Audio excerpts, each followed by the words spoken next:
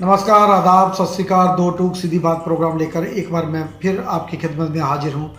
जैसा कि आप जानते हैं, इस प्रोग्राम के बाद हम आपकी मुलाकात करवाते हैं एक ऐसी शख्सियत के साथ जिन्होंने ज़िंदगी के किसी न किसी शूबे में एक ख़ास मुकाम हासिल किया है, अपनी एक अलग पहचान बनाई है। आज जिस शख्सियत को हमने इस प्रोग्राम में जन्नत दी है, उनका नाम किसी तारुफ का मोहताज नहीं है। कला की दुनिया में इनके नाम को सभी जानते हैं। आज हमारे साथ बेहद ही खास मेहमान, जाने माने चित्रकार देवेंद्र खन्ना जी हमारे स्टूडियो में विराजमान हैं। देवेंद्र खन्ना जी, नमस्कार।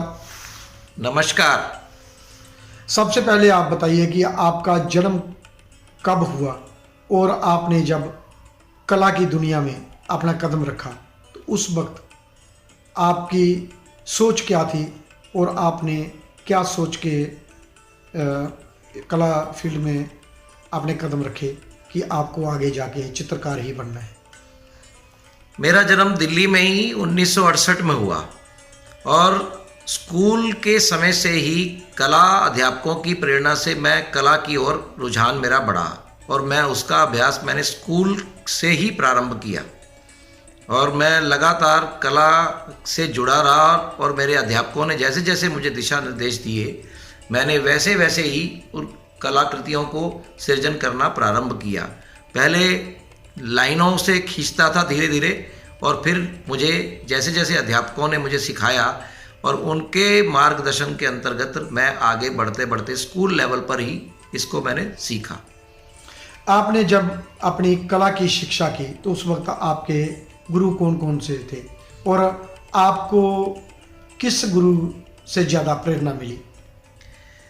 सबसे पहला गुरु मेरे विद्यालय की 7वीं कक्षा में ही मुझे मेरे अपने कला अध्यापक श्री बलवंत राय जी ने मुझे इसकी प्रेरणा दी कि आप अच्छा चित्र बना सकते हैं।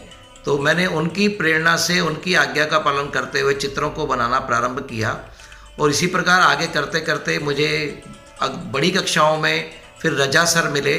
उन्होंने भी मुझे चित्रकला में आगे प्रोत्साहित करते हुए आगे बढ़ाया और इसी उन्हीं के फिर मार्गदर्शन में बलवंत राय जी और रजा सर के दोनों के मार्गदर्शन में मैं फिर कॉलेज की तरफ बढ़ा और मैंने आर्ट कॉलेज में जाकर एडमिशन लिया।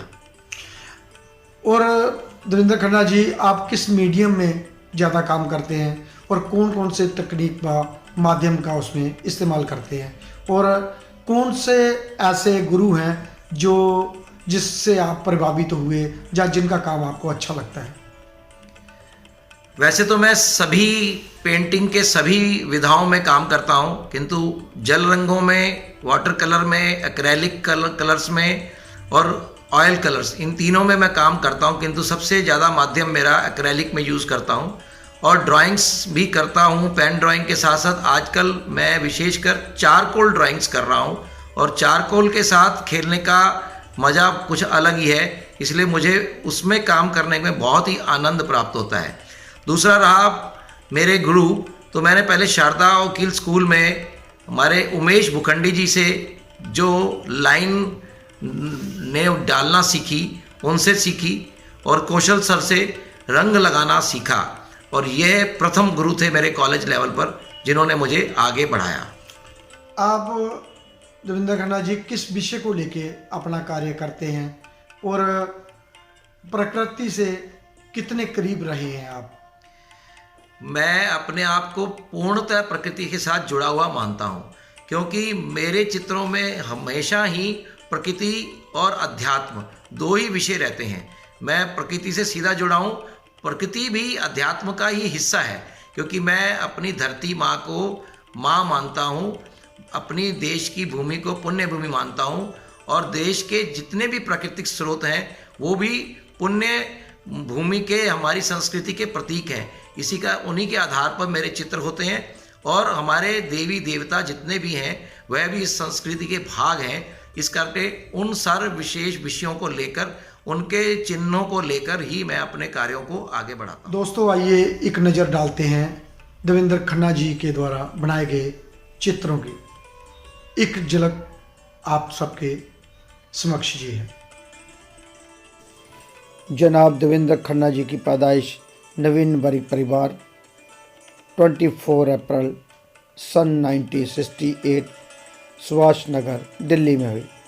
आप एक साधारण परिवार से ताल्लुक़ रखते हैं। आप जी की माता स्वर्गीय श्रीमती पुष्पा खन्ना एक कुशल गृहिणी थी। आप जी के वालिद दिल्ली में एक सरकारी पद पर नियुक्त थे। आप जी की पढ़ाई लिखाई दिल्ली के सरकारी स्कूल में हुई।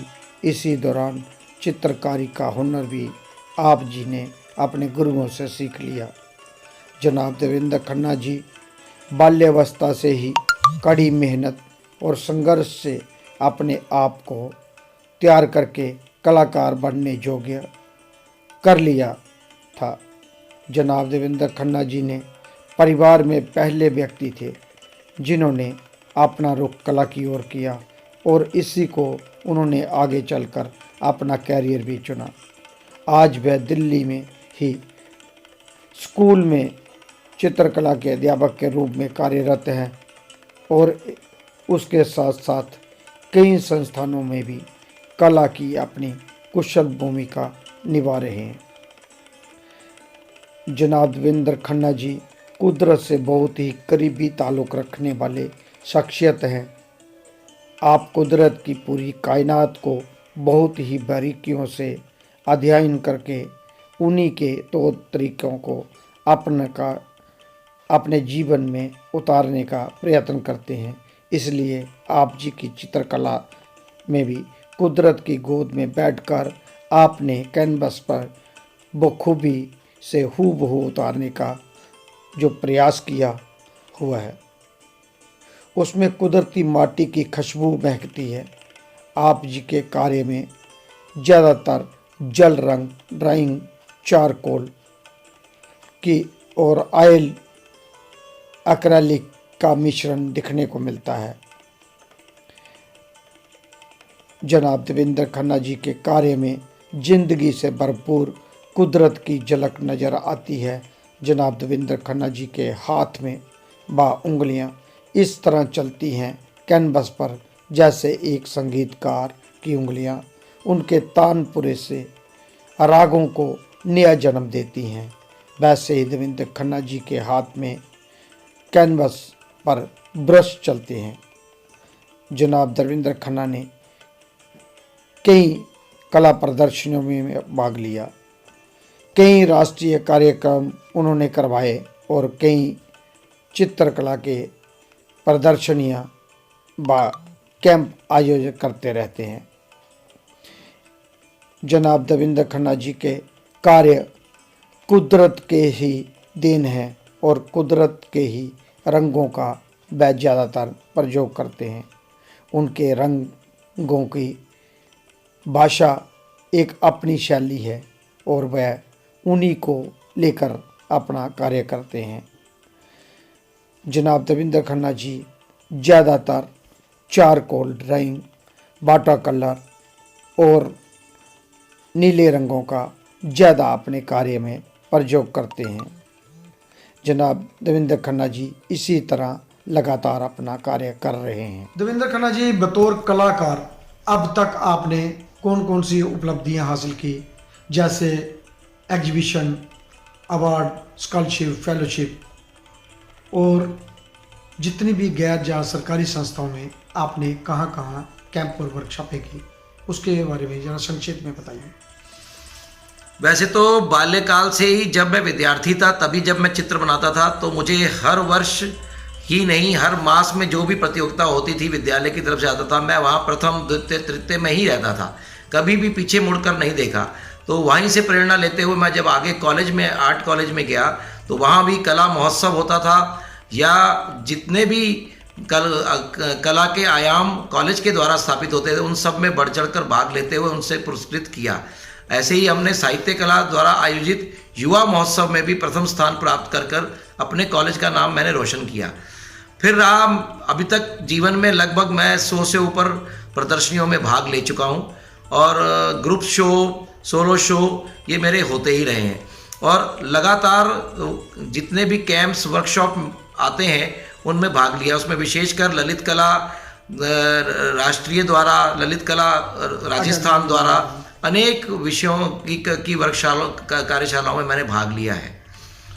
आप बहुत सारी वर्कशॉपें व एग्जीबिशन क्यूरेट भी करते हैं, लोगों को अपने साथ जोड़ते हैं, और अब तक आपने कितनी इस तरह के प्रोग्राम जो हैं ऑर्गेनाइज किए? मैं कला प्रदर्शनी स्वयं के साथ साथ करते करते ग्रुप शो भी करवाता हूँ। मेरे साथ मैं बहुत सारे संगठनों में काम करते करते इनको सब आर्टिस्टों को जोड़ने का कार्य भी हमेशा करता रहा हूँ। तो मेरे माध्यम से लगभग अभी तक 12 प्रदर्शनियाँ हो चुकी हैं, जो मेरे ही द्वारा आयोजित करके अनेक कलाकारों को बहुत ही कम लागत से उनको एक उच्च प्रदर्शनी कर उनको एक स्थान देने का कार्य मैंने किया है, और ये कार्य मैं लगातार आगे भी करता रहूँगा। देवेंद्र खन्ना जी, बहुत सारी संस्थाओं के साथ आप जुड़े हुए हैं, जैसे संस्कार भारती हो गए, जहाँ स्वयं सेवक संघ हो गया, और एक अपनी आपकी ऑर्गेनाइजेशन भी है, सोसाइटी है, जहाँ जो कहे कि आप एक ग्रुप को लेके, बड़े ग्रुप को लेके चलते हैं। तो आगे आपने क्या सोचा? सोशल वर्क भी आप बहुत सारी एक्टिविटियां करते रहते हैं, जैसे कोरोना महामारी के टाइम में आपने बहुत सारे कलाकारों की मदद की, और सिर्फ ना कलाकारों की बल्कि दूसरे संस्थाओं के जो कलाकार थे उनका भी। इसके आपका क्या विचार है? ऐसा है, बाल्यकाल से मैं समाज के साथ जुड़ने का कार्य करता रहा। कला तो मेरा एक माध्यम रहा। इस कारण से मैंने अनेक संस्थाओं में कार्य करते हुए कलाकारों को भी आगे बढ़ाया और सामान्य जनों की मदद करने का भी प्रयास किया, जितना मेरे से आर्थिक रूप से भी बना, और मैंने लोगों से भी कराया। इसमें विशेषकर भूमिका संस्कार भारती की रही। मैं उससे काफ़ी वर्षों से जुड़ा हुआ हूँ। इसके अलावा मैं ललित कला के द्वारा आयोजित कार्यक्रमों में भी जाता रहा हूँ। आर्क नाम की एक संस्था हमने अपनी बनाई हुई है, उसमें भी हमने काम किया। नव सिद्धार्थ के साथ भी बहुत सारे कार्यक्रमों में उनका सहयोग किया। ऐसे ही कोरोना काल में दोनों कालखंडों में जितने भी कलाकार जिनको आर्थिक मदद करने का हमें सुअवसर सौभाग्य प्राप्त हुआ, उन सौभाग्य को पूरा करते हुए किसी को राशन, किसी को कुछ राशि पहुंचाने का, और अपनी संस्थाओं के अलावा भी बहुत सारी संस्थाओं से हमने लेकर उनको दिया। हमने भी बहुत सारे कलाकारों को आपके संस्थाओं के द्वारा उन लोगों तक मदद पहुंचाने का प्रयास किया, वो हमने देखा था। देवेंद्र खन्ना जी, अभी हाल ही में आप ललित कला अकेडमी रीजनल सेंटर में ही काम करते हैं, और आपका अनुभव कैसा रहा जहां काम करते हुए, जहां आप अभी एक प्रोग्राम भी करवाने का कोशिश कर रहे हैं, उसका क्या मकसद है, और वो प्रोग्राम किस तरह का? न्यू ईयर पार्टी करके आपने ग्रुप में डाला है, उसके बारे में ज़रा बताइए। मैं पिछले लगभग 5 वर्षों से ललित कला कुटीर गढ़ी में कार्य कर रहा हूँ। मेरा अपना एक स्टूडियो है। मैं देख रहा हूँ पिछले 5 वर्षों से यहाँ कलाकार अलग अलग रूप से कार्य तो करते हैं, किंतु सब लोग मिलकर कोई कार्यक्रम या उत्सव में भाग लेने का प्रयास नहीं करते। सब लोग अपने अपने ग्रुप बनाकर अपने व्यक्तिगत स्वार्थ सिद्ध करते हैं, किंतु जुड़ना नहीं चाहते, कलाकारों को आगे बढ़ाना एकजुट करना नहीं चाहते। एक मंच नहीं, आप एक मंच तैयार करके नहीं, मैं व्यक्तिगत मंच नहीं कह रहा, किंतु कलाकार एक साथ हम जब गढ़ी में कार्य करते हैं तो हम सबको एक सोच रखकर एक साथ आगे बढ़ना चाहिए। ये जो 31 दिसंबर हमने नववर्ष 2022, मैंने पहले सुना था कि यहाँ पहले शंकु चौधरी जी जिन्होंने इस कला कुटीर की स्थापना की, वो वर्षों तक यहाँ पर पार्टी करते थे, बहुत अच्छे आयोजन करते थे। हाँ, उनके नाम से जहाँ हर साल प्रोग्राम होते थे। उन्हीं महापुरुष के जीवन पर को प्रेरणा लेते हुए हमने आगे बढ़ने का प्रयास किया, और शंकु चौधरी जी के इस कार्य को आगे ही बढ़ाते हुए इसी नाम से हमने ये पार्टी करने का विशेष सोचा था। बहुत सारे कलाकारों ने मुझे कहा कि आप इतने आयोजन करते हैं तो हमारे साथ जुड़िए। तो जितने भी यंग कलाकार थे, युवा कलाकार थे, उनको प्रोत्साहन देने के लिए मैं भी आगे आया, और मैं लगभग अभी तक हम लोग यहाँ पार्टी करने की योजना बनाई है 31 तारीख को 3 बजे से 7 बजे तक।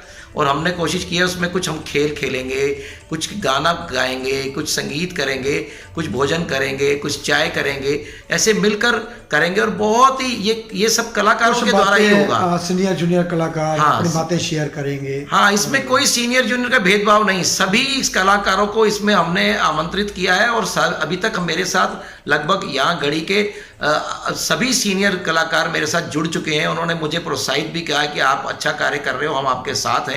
तो मैं तो आह्वान भी करूंगा इसके माध्यम से कि और भी कलाकार जो अभी इसको सुने तो वो जरूर आए, जो गढ़ी के मेंबर अच्छा, हैं जुड़ना चाहते हैं वो जरूर इससे जुड़ वो भी सकते हैं। साथ में आके जुड़े हमारे साथ। ये कोई व्यक्तिगत कार्यक्रम नहीं है, ना किसी संस्था का है, ये गढ़ी के आर्टिस्टों का ही है ये कार्यक्रम। बहुत अच्छी सोच लेके आप आगे बढ़े हैं। बहुत आपने बहुत सारी बातें अभी कही, वो 100% सच है कि सब कोई अलग अलग बटा हुआ है। पहले बहुत सारे प्रोग्राम होते थे और आप बहुत अच्छी सोच लेके शंकु बाबा के नाम को ही आगे लेके ये प्रोग्राम कर रहे हैं कि बहुत ही अच्छा प्रोग्राम रहेगा।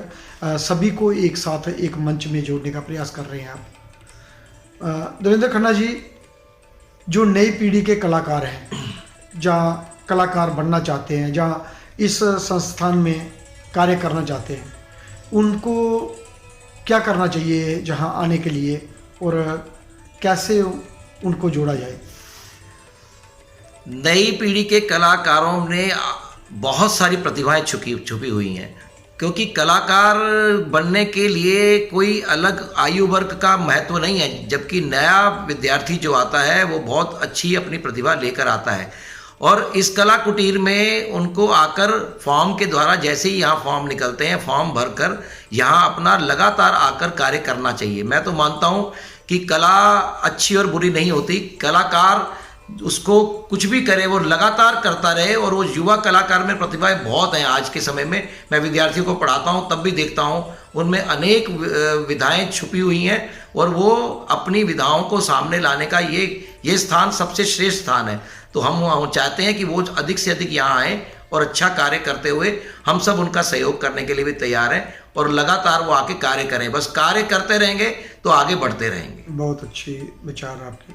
देवेंद्र खन्ना जी, दृश्य कला के अतिरिक्त कोई ऐसी कला जिस आप मन में रखा हुआ है, जहाँ और करते हैं, जहाँ कोई ऐसा सवाल जिसका अब तक आपने जवाब नहीं दिया, जहाँ कहना चाहते हैं, वो इस मंच के माध्यम से आप कह सकते हैं? दृश्य कला के अलावा बहुत सारी कलाओं में मेरा, क्योंकि हम कलाकार हैं तो कला के सभी आयामों में, जैसे संगीत है, नृत्य है, नाट्य है, मैंने बहुत सारे नाट्य रचनाएं भी लिखी हैं।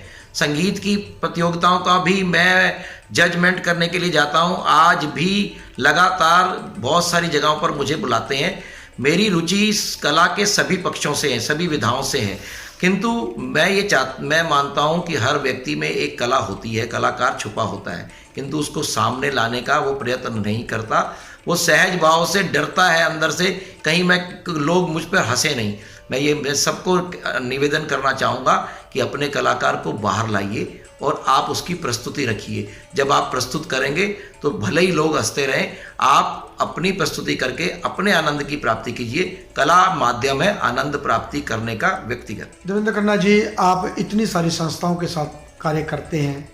इस वक्त कोरोना महामारी के बाद कलाकारों की जो दिशा है उसमें सुधार लाने के लिए, जहाँ कलाकारों को प्रोत्साहन करने के लिए, जहाँ उसमें जितनी भी सरकारी व गैर सरकारी जितनी भी संस्थाएं हैं, उनको कौन कौन से कार्य करवाने चाहिए जिससे कला और कलाकारों में उदार व सुधार हो सके? हमारे देश में कला के प्रति रुचि उतनी नहीं है जितनी होनी चाहिए। सरकार भी इस कला क्षेत्र को हमेशा वंचित ही मानती है। इसको प्रोत्साहन करने के लिए उतना कार्य नहीं करती जितना करना चाहिए, जितना अनेक देशों में होता है। इसलिए मैं मानता हूं कि कला को आगे बढ़ाने के लिए कला की अनेक संस्थाएं तो काम करती हैं, किंतु उसके साथ साथ सरकार की जितने भी तंत्र हैं, बहुत सारे सरकार की संस्थाएं नए कलाकारों को और जो फ्रीलांस आर्टिस्ट हैं, विशेषकर जो इसी पर निर्भर रहते हैं, उनको कला को करने के लिए विभिन्न कैंपों द्वारा, विभिन्न प्रदर्शनियों द्वारा आगे लाकर उनका कार्य को खरीद कर और उनको प्रोत्साहित करने के लिए कुछ ना कुछ आर्थिक मदद करने का कार्य करें। और उसके लिए हम सब कलाकार भी उनकी मदद करने के लिए तैयार हैं। और हमारी योजनाओं के साथ साथ उनके पास अनेक नाम आते हैं, उन सबको प्रोत्साहित करने के लिए कैंप्स लगाएं और छोटे छोटे कैंपों के आधार पर छोटी छोटी आर्थिक मदद करते हुए उनकी मदद करके उनको प्रोत्साहित करें। और भारतीय कला के मूल जो हमारे बिंदु हैं उनको आगे बढ़ाकर भारतीय जो मूल कलाएं हैं उनको भी आगे लाने का कार्य करें। ये सरकारी संस्थाओं का कार्य है और वो कर रही हैं कुछ लेवल पर, किंतु उसको और बढ़ाने की बढ़ाने की बहुत जरूरत जरूरत है, है। बहुत जरूरत है, बहुत ही विशेष आवश्यकता है। देवेंद्र खन्ना जी, एक आखिरी सवाल, जो हमारे कलाकार दूर दराज बैठे हैं या इस वीडियो को देख रहे हैं, उनको आप अपने कला के माध्यम से क्या संदेश देना चाहते हैं? सबसे पहले तो मैं धन्यवाद देना चाहूँगा देवीदास जी को कि इस माध्यम से वो अनेक कलाकारों से जुड़ते रहते हैं और वो सबको प्रोत्साहित करते रहते हैं, ऐसे ही अनेक कलाकारों से परिचय भी कराते हैं। दूसरा, मैं कलाकारों को कोई मार्गदर्शन नहीं देना चाहता, क्योंकि सब कलाकार स्वयं ही अपने मस्तिष्क में बहुत अच्छा विचार रखकर कार्य करते हैं, किंतु इतना जरूर कहूँगा कि कलाकार कोई छोटा या बड़ा नहीं होता, कला उसकी कला ही उसको जीवित रखती है। इसलिए कला को निरंतर करना, लगातार करना, क्योंकि यही हमारी जीविका का भी आधारण है और हमारे आनंद का भी आधार है। इसलिए इसको निरंतर करें, चाहे थोड़ा थोड़ा करें, रोज करें, दिन प्रतिदिन जैसे हम भोजन करते हैं वैसे कला का सृजन करना भी ना भूलें और लगातार उसको करें। तो आप देखिएगा कुछ वर्षों के पश्चात उसमें निखार भी आएगा और नव सृजन करके आप नई उत्पत्ति कर आगे मंच पर आकर खड़े होंगे तो लोग आपकी प्रशंसा भी करेंगे। आपको हतोत्साहित नहीं होना, आप आगे बढ़ते रहेंगे, किंतु लगातार कार्य करने की आवश्यकता है। धन्यवाद देवेंद्र खन्ना जी, आप 2 टूक सीधी बात प्रोग्राम में आए और आपके बारे में जाना, आपकी कला के बारे में जाना और कई सारी कलाओं पे चर्चा भी हुई। धन्यवाद आपका, बहुत बहुत धन्यवाद। दोस्तों, अगली बार फिर मिलेंगे किसी नई हस्ती के साथ। तब तक देवीदास खत्री को दे इजाजत। वंदे मातरम, भारत माता की जय। जय।